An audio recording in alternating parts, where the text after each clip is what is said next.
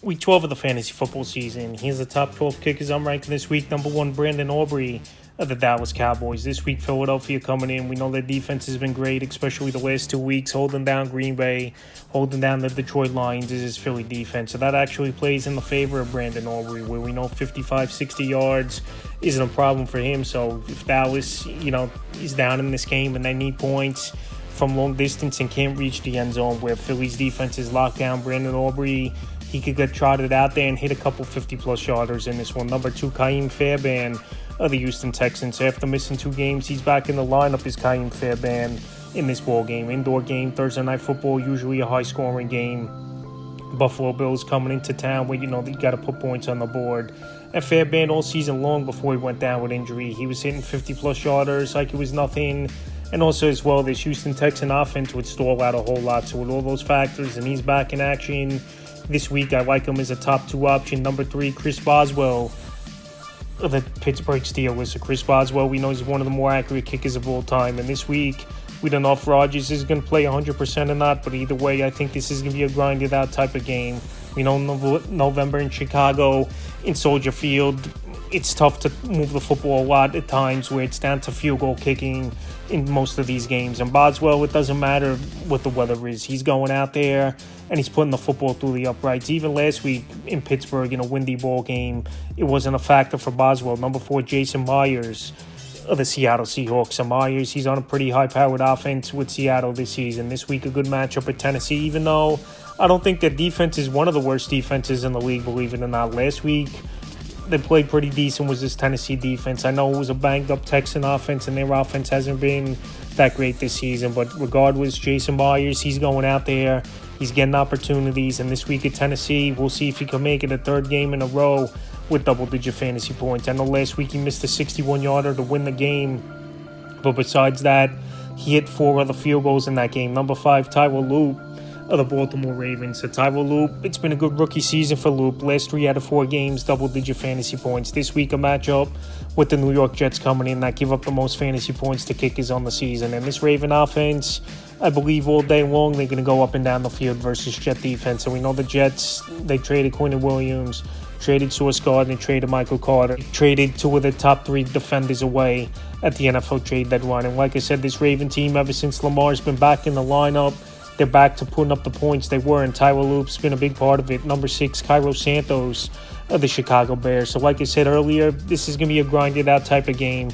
We know Pittsburgh's a bend-but-don't-break type of defense, and Cairo Santos, he's been a solid kicker all season long. Last 3 out of 4 games for Santos, double-digit fantasy points, including a game winner last week and hitting 4 out of 5 field goals. I know he missed one from 46 yards and then redeemed himself with a game winner from 48 yards. So this week versus Pittsburgh, in Soldier Field, where I think it's going to be tough for these offenses at times, where most likely heavy winds and cold weather, Santos could go out there, have a good ball game. Number 7, Chase McLaughlin of the Tampa Bay Buccaneers. So McLaughlin's numbers have dropped off over the last few weeks. Last week, I know it was a big touchdown game for Tampa Bay, putting up 32 points in that one, even though they fell short at the Buffalo Bills. And this week, again, they're going to have to put points on the board at the Los Angeles Rams. So a couple factors, indoor game, which is always a plus. Plus, don't have to deal with the outside elements. And this Tampa Bay Buck offense is one of the better offenses in the league, in my opinion. So with those factors, I think McLaughlin has a good game.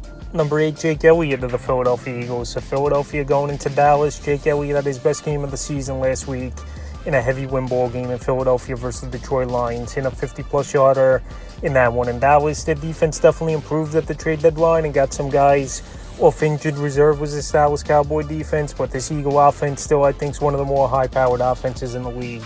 And Jake Elliott, throughout his career, has had a good track record versus Dallas and the opponents in the NFC. So this week, I think Elliott goes out there once again and has a good ball game. Number 9, Jake Bates of the Detroit Lions. So Bates last week in that heavy win game in Philadelphia did hit a 54-yarder with Jake Bates. And he's on a high-powered offense, and I know at times he's only going to get some extra points.